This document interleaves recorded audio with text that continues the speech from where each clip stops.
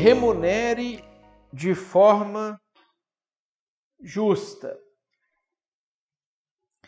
A gente prega, às vezes, generosidade para as pessoas e espera que as pessoas sejam generosas, que as pessoas contribuam generosamente, mas às vezes a gente como líder é mesquinho, a gente como líder é avarento, né? E a gente também tem que mudar a nossa mentalidade em relação a esse tipo de situação. Se você tiver condições de recompensar generosamente as pessoas que fazem parte do grupo, da equipe, faça isso. Olha só o que Paulo vai dizer para Timóteo, lá em 1 Timóteo, capítulo 5, versículo 17. 1 Timóteo 5, versículo 17. Ele fala assim, ó, e isso aqui, o que é que Paulo está fazendo aqui? Paulo está ensinando Timóteo a liderar uma igreja, tá? Isso é uma carta pessoal para um líder, que não era só para si, era também para como ele deveria lidar com as outras pessoas. Aí ele fala para o Timóteo assim, Timóteo, devem ser considerados merecedores de dobrados honorários os presbíteros que presidem bem, com especialidade os que se afadigam na palavra e no ensino. Pois a Escritura declara, não amordaces o boi quando pisa o trigo, e ainda o trabalhador é digno do seu salário. Olha só o que Paulo está falando para o Timóteo aqui. Tem algumas pessoas na igreja que eles vão ou de turno integral ou de meio turno, elas vão ser remuneradas. Porque elas vão, às vezes, deixar de fazer um outro trabalho que elas poderiam ter, ou a profissão delas, sair do emprego delas, ou até ficar com um emprego, mas sempre um emprego mais flexível, que ela ganhe menos, mas que permita ela dedicar mais tempo para a igreja. E a igreja tem que recompensar a pessoa que está fazendo esse tipo de coisa, está tendo esse tipo de comportamento. Aí olha só o que Paulo fala para o Timóteo. Timóteo, os líderes que presidem bem, ou seja, lideram, direcionam bem, e principalmente os que são bons na pregação e no ensino, dobra o salário deles. Você tem que pagar o dobro para eles. Você tem que remunerar esses caras bem. Eles têm que ganhar bem por aquilo que eles estão fazendo. Por quê? Porque normalmente essas pessoas, elas são as pessoas que trazem mais pessoas para a igreja e para o reino de Deus. A igreja cresce, a igreja desenvolve por causa de algumas pessoas-chave. Tem algumas pessoas que são líderes catalisadores, que se você tem aquela pessoa mais tempo dedicado, a igreja vai crescer mais rápido. Mais pessoas vão chegar do que se você deixar aquela pessoa fazendo um trabalho só no final de semana, só quando dá, só quando sobra tempo, só quando a energia dele já esgotou, porque ele trabalhou o dia inteiro com outra coisa. Aí o tempo que sobrou é que ele parou para preparar uma aula, preparar uma pregação, ter alguma ideia administrativa sobre a igreja. Então, o que Paulo está fazendo aqui? A carta de Paulo a Timóteo é uma carta interessante, porque ela traz uma série de questões muito práticas, muito objetivas. Paulo não tinha essa coisa que às vezes a gente tem de diferenciar o que é espiritual do que é material.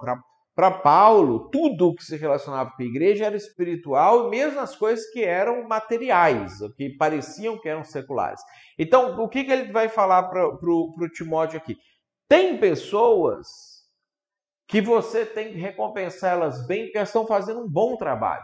Você tem que motivar elas a fazer um trabalho melhor ainda, você tem que reconhecer aquilo ali que está acontecendo. Então, quando é o caso de você ter no seu ministério, na sua igreja, a possibilidade de remunerar financeiramente algumas pessoas, você precisa fazer isso. Agora, essa orientação do não fecha a boca do boi quando ele está pisando no trigo, você vai ampliar ela para todos os setores que forem possíveis.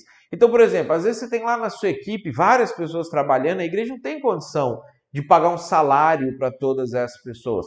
Paga uma pizza, reúne o pessoal, paga um churrasco. Em vez de fazer aquela coisa muquirana que habitualmente a gente faz, não, cada um leva o seu quilo de carne e o seu refrigerante, fala com o pessoal, gente, sábado que vem vai ser por conta da igreja, a igreja vai pagar para vocês, que vocês estão se dedicando, então vem para cá, nós vamos ter carne boa, vão ter refri bom, não vamos comprar baré cola, vamos comprar uma Coca-Cola para vocês irem para cá, vocês ficarem bem, nós queremos recompensar vocês ou agradecer vocês por aquilo que vocês estão fazendo. Então, existem várias formas. Às vezes você pode comprar presentinhos para alguns líderes. Não tem como pagar o salário do cara. Chega no final do ano, compra uma camisa social nova para ele, compra um sapato bacana para a mulher ali, para a líder que faz o negócio, compra sei lá, uma coisa que você sabe que aquela pessoa gosta, que ela vai ficar feliz. Aí chama ela e recompensa ela. Fala assim, olha, esse ano você se dedicou, que bom, parabéns, maravilha, olha só, nós vamos dar isso aqui de presente para você por conta disso que você fez. Então, encontra formas de você, não podendo assalariar a pessoa, pagar para ela sair do emprego dela e ficar ali, para ela ganhar um incentivo, para ela pensar assim, puxa, estão reconhecendo o meu trabalho.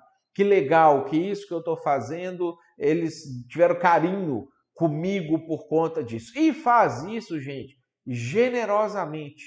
Generosamente. Tem igrejas, às vezes, que sustentam missionários, sustentam missionário no campo missionário, sustentam plantador de igreja, que acha que o sujeito tem que viver miseravelmente, tem que viver assim na pobreza, num sacrifício terrível, não sei o quê.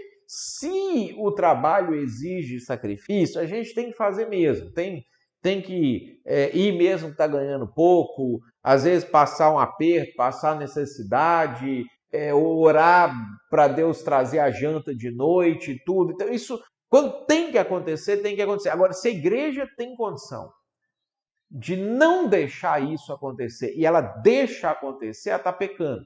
Se você como líder tem condição de amenizar o aperto do sujeito, você não ameniza, porque você pensa assim, não, que eu passei aperto quando eu era líder, eu cheguei aqui, dá um exemplo para vocês. Quando eu cheguei aqui em São Leopoldo, o pessoal tinha organizado e prometido que eu ia viver num nível C de vida.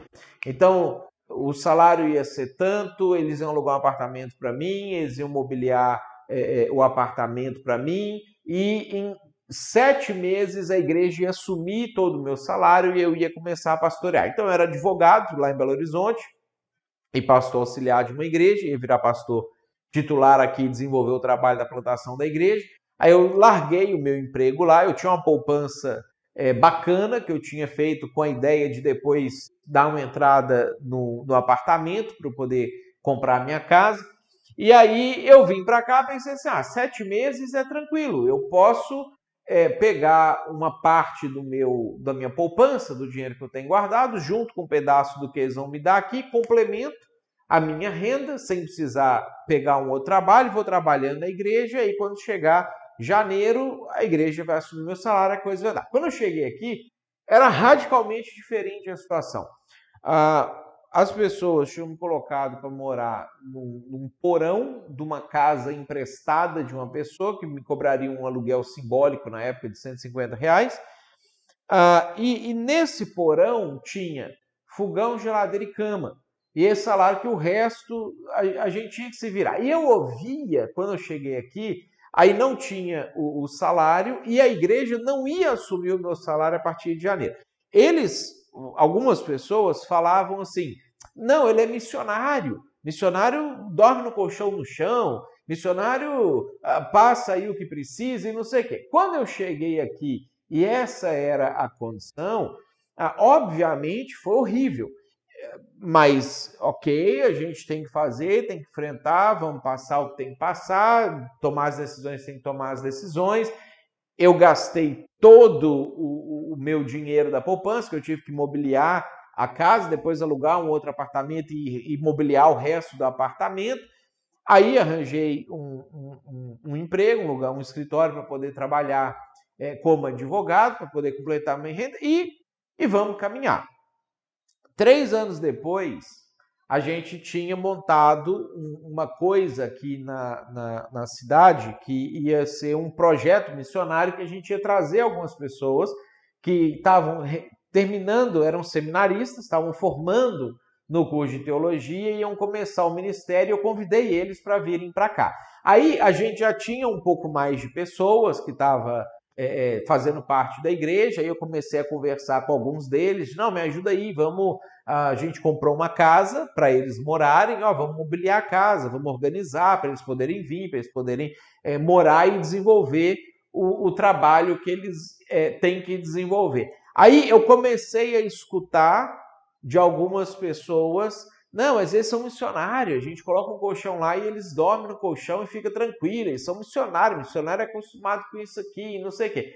O que habitualmente é o pensamento do cara que já passou por isso? Ele pensa assim, não, realmente, porque eu passei por isso também quando eu cheguei, e aí eu aprendi um monte de coisas, e foi um momento que eu aprendi a confiar mais em Deus, de prova, de não sei o quê, foi maravilhoso. O que a Bíblia ensina a gente a fazer? Não. Você tem que ser generoso. Aí eu falei para eles assim, não, gente, quando eu vim para cá, e isso aconteceu comigo, foi horrível, eu tive muita vontade de desistir por causa disso aí, eu não queria mais estar aqui, eu fiquei um bom tempo infeliz de estar dirigindo e direcionando o trabalho aqui por causa desse pensamento. Eu não quero que eles venham para cá assim. Quero que eles venham para cá, fiquem felizes, sintam bem, sintam acolhidos, tenham segurança, sabe que a igreja está junto com eles, que a igreja ama eles. É isso que a gente vai fazer. Depois, uns 2, 3 anos, eu estava já ocupando a posição que eu ocupo na denominação hoje, liderando as igrejas nacionalmente no Brasil da denominação que eu faço parte, da Betânia. Aí, de novo, eu estava em reuniões do Conselho Nacional, e aí a gente ia tirar o pastor de um lugar e mandar o pastor para o outro, vinha gente dentro do conselho falar, não, porque quando eu, lá na década de 70, lá na década de 80, lá na década de 90, eu comecei a minha igreja também, eu que coloquei o tijolo, coloquei o cimento, não sei o que, então ele tem que passar um pouco disso também. Eu falei, não, você passou por isso e foi ótimo. E que bom que você perseverou até o fim, que bom que você fez o que fez, e isso é admirável. Se ele tivesse que fazer isso, com certeza a gente tinha que encorajar ele a fazer, mas ele não precisa fazer isso. A gente pode já dar condição para ele começar desse ponto aqui e ele chegar mais longe do que você chegou. Porque você teve que caminhar bastante para poder chegar no ponto que você está hoje, porque não te deram condição. Então vamos aproveitar isso, vamos já dar a condição para que eles cheguem mais longe do que a gente chegou. Porque eu, Mateus, se eu tivesse chegado aqui e eles tivessem me dado a condição que eles tinham dito que eles iam chegar, provavelmente hoje a igreja de São Leopoldo, que é a igreja que eu pastorei, estaria mais à frente do que ela está. Porque eu perdi muito tempo fazendo outras coisas naquele momento que eu não precisava ter perdido. Então, o que é a ideia? Precisa passar aperto? A gente passa, porque nós não temos mentalidade de assalariado. Nós temos mentalidade de proprietários. Você abraça o lobo e mata ele na dentada. Agora, não tem necessidade, a igreja tem que ser generosa. Você que é líder tem que ser generoso com as pessoas que estão trabalhando com você ou que estão junto com vocês. Né? Leonardo colocou ali misericórdia para quem é missionário. A Aline colocou, isso é a mentalidade do crente brasileiro. Os americanos entendem exatamente que o missionário deve ter uma vida até melhor, pois se dispôs a ir para outro lugar para pregar a palavra. E isso é muito verdade. O missionário americano, muitas vezes a pessoa que sustenta ele tem uma condição de vida inferior e se alegra de ver o missionário, às vezes, postando uma foto legal, comendo um negócio bacana, indo num restaurante, não sei o quê. Eu conheço caso aqui no Brasil de missionária, que era missionária na Índia. Não existe voo direto do Brasil para a Índia. Todos os voos para lá têm escala na Europa. Então, o que ela fez? Ela pegou um voo com escala em Paris, ela ficou um dia em Paris, porque não tinha voo de tipo chegar, fazer a conexão e ir direto para a Índia. O voo dela ia demorar 14 horas, 18 horas, sei lá, para sair e ir para a Índia. Ela saiu do aeroporto em Paris, deu uma passeada, foi na Torre Eiffel, foi no acho que Versalhes, tirou umas selfies ali, umas fotos, não sei o quê, feliz, alegre, porque o voo ia ter uma escala de 18 horas, para depois ela ir para a Índia. Na Índia ela estava trabalhando com leprosário, ficava curando ferida de gente leprosa nos dedos e não sei o quê, mas ela postou a foto em Paris. Vários mantenedores, alguns que eu ouvi falar, viram a foto e falaram assim: eu não vou mandar oferta missionária para essa mulher mais não, porque olha, eu aqui, moro aqui, não sei aonde, ele falou o nome da cidade lá, uma cidade pequena aqui no Rio Grande do Sul, nunca saí do Brasil, nem para ir aqui na Argentina e não sei o quê, e ela está viajando com o meu dinheiro, fazendo turismo com o meu dinheiro. É esse pensamento mesquinho que a gente tem. Ela não estava fazendo isso, e ainda que tivesse, que bom que ela, que vai ficar meses, anos enfiada dentro de um leprosário, cuidando de gente leprosa e pregando evangelho para essas pessoas, pôde conhecer Paris, pôde passear na Torre Eiffel, pôde conhecer o Palácio de Versalhes. Que bom seria se ela pudesse até ficar mais tempo lá, comer um negócio bacana, porque ela está dedicando a vida. Então é isso que a Aline colocou ali, é o que a gente não pode ter. A gente não pode ter mente mesquinha, mentalidade avarenta, a gente tem que ser generoso. Então, pode remunerar bem, remunera bem. Não pode, dá um presente, dá um sapato, dá uma camisa, leva para jantar num lugar legal. Às vezes eu pego algumas pessoas aqui na igreja e chamo para ir numa churrascaria bacana que tem aqui na cidade, que eu sei que a pessoa não vai habitualmente, para ir num sushi, um troço assim. Faz alguma coisa com a pessoa que você demonstre esse reconhecimento e essa generosidade por aquilo que ela está fazendo. Vamos mudar a chave na nossa cabeça desse negócio. Beleza, gente? Alguma dúvida, alguma questão sobre isso aqui?